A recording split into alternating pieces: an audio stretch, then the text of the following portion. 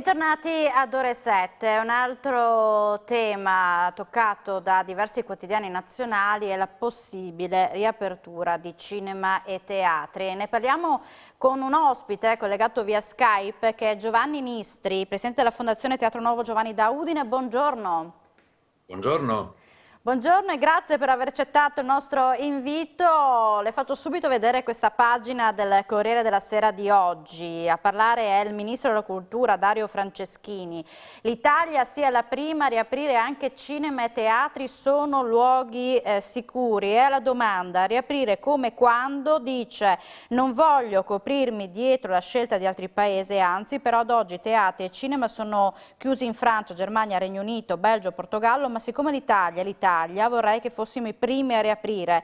L'operazione va fatta con i proclami, non con i proclami né con gli annunci, ma per passi possibili, dice così Dario Franceschini al Corriere della Sera. Lei che cosa ne pensa di queste dichiarazioni? Sono assolutamente d'accordo, è una posizione molto responsabile, anche perché credo non sia corretto dire noi facciamo così, abbiamo deciso così, perché lo fanno anche gli altri. Le situazioni sono diverse non solo da paese a paese, ma anche da zona a zona dell'Italia, quindi bisognerebbe verificare di volta in volta dove c'è il rischio. Lo si sta facendo per moltissime altre attività, come è giusto che sia, e si è creata una certa flessibilità che tutto sommato ci consente di sopravvivere. I teatri, lo spettacolo dal vivo in genere, hanno bisogno di ricominciare a lavorare. E infatti è un anno esatto la chiusura di Certo. teatri a causa della pandemia e tutti vi date appuntamento proprio questa sera.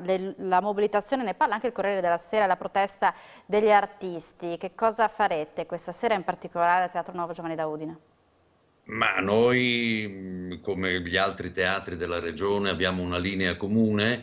Noi avevamo già cominciato a dicembre a proiettare delle immagini di pezzi di clip, videoclip di repertorio che avevamo sulle vetrate del teatro per mantenere desta l'attenzione. Questa sera, insieme a tutti gli altri teatri, continueremo a fare altre proiezioni. È soltanto un segno, sia chiaro, ma è necessario, perché mentre una buona parte dell'opinione pubblica capisce che non c'è un conflitto fra l'attività dello spettacolo dal vivo, dei teatri e dei cinema e la tutela della salute, perché sia chiaro, noi vogliamo contribuire alla tutela della salute, non siamo irresponsabili. Però dico, non c'è un conflitto, ecco, bisogna risolvere questo problema. Noi stiamo dando un altro segno, come stanno facendo moltissimi altri artisti in tutta Italia già da mesi. E anche domani a Trieste tornerete in piazza, comunque lavoratori della cultura, proprio Sì. per manifestare con i sindacati, vero? Certo, ma sfugge a molti che dietro il cosiddetto spettacolo non c'è soltanto un passatempo, come lo ritiene qualcuno, per qualcuno che ha poco da fare, quindi cerca di passare il tempo divertendosi. Ci sono situazioni economiche molto consistenti che in questo anno di arresto dell'attività si sono aggravate in maniera paurosa. In concreto ci sono persone, migliaia di persone in Italia che lavorano nello spettacolo che non ricevono retribuzioni da un anno. Questo è un problema che va risolto, ma c'è un problema ancora più serio, che viene a mancare quel sostegno a una certa spiritualità. Quando si parla di cultura si parla di spiritualità, a una certa spiritualità che potrebbe aiutare a superare un momento molto difficile come quello che stiamo attraversando tutti, non soltanto con una reclusione in pratica in casa o nella propria zona, ma anche con molti lutti che stanno colpendo molte famiglie. Come si potrebbe ripartire in sicurezza, secondo lei? Che cosa proporrebbe al governo lei? Noi abbiamo già fatto tutto quello che ci era stato proposto. In sicurezza si parte ricominciando da dove abbiamo finito a ottobre, quando noi avevamo ricominciato, parlo del Teatro Giovanni da Udine, avevamo ricominciato una stagione artistica e dopo 3 spettacoli abbiamo dovuto interromperla. La sicurezza cosa vuol dire? Vuol dire che, contrariamente a quello che qualcuno pensa, non ci sono code al botteghino, ad esempio. ci sono code in altre attività della nostra società, perché ormai quasi tutti i biglietti si comprano, si prenotano via web. Quando la gente arriva, noi abbiamo la possibilità di ospitare non più, per norma, di 400 posti in un teatro da 1200 persone. Non passano al bar interno perché è stato chiuso, non passano al guardaroba perché è stato chiuso, non si fermano nel foyer a chiacchierare perché vengono accompagnati direttamente al loro posto, sul quale si siedono e da dove non si muovono più per tutta la durata dello spettacolo, distanziati per molti metri da altri spettatori e soprattutto senza parlare. Alla fine ci sono ingressi separati su ogni lato del teatro perché si esca senza assembramenti.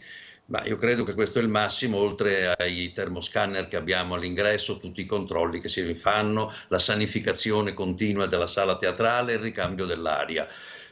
Penso che si possa tranquillamente, senza troppe crisi di coscienza, ricominciare. Quindi è una situazione gestibile, gestibilissima secondo lei? Assolutamente, la stavamo già gestendo.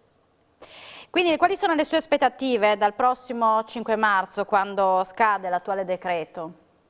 Qua girano notizie che, leggiucchiando qua e là, che dal 6 aprile si potrebbe ricominciare l'attività. Io spero appunto che il 5 marzo il decreto in vigore non si ripeta un altro blocco, perché veramente da una situazione che è drammatica già da tempo entreremmo in una situazione molto tragica e forse senza possibilità di recupero. Bisogna anche tener presente che nel momento in cui si deciderà di riaprire l'attività dei teatri, dei cinema, degli spettacoli, questo non si potrà fare in 1 o 2 giorni, perché ad esempio noi abbiamo dei programmi che vengono aggiornati in continuazione per essere pronti a ripartire, ma abbiamo bisogno di informare il pubblico, di vendere biglietti, e quindi la biglietteria ha bisogno di un preavviso di almeno 20 giorni, se non di un mese, altrimenti riapriamo il teatro con 5 persone, che moralmente sarebbe già una bella cosa, ma non è lo scopo del teatro, evidentemente. Quindi avere delle comunicazioni anticipate di riapertura proprio per organizzarvi. Come succede per tutto, c'è stata la polemica per gli impianti di montagna, è chiaro che non si può avvertire il giorno prima, guardate che potete o non potete, c'è un'organizzazione che oltretutto è molto costosa anche, quindi se non viene rispettata produce danni. Quindi diciamo che in questo momento state lavorando per le vostre iniziative, per quella di questa sera, cioè state comunque lavorando. Abbiamo sempre pronta uno schema di stagione artistica per non farci trovare impreparati. Ecco, quindi comunque le basi le avete pronte, diciamo così? Sì, certo. Noi basta che ci diano il via e in 15-20 giorni ripartiamo come eravamo abituati a fare.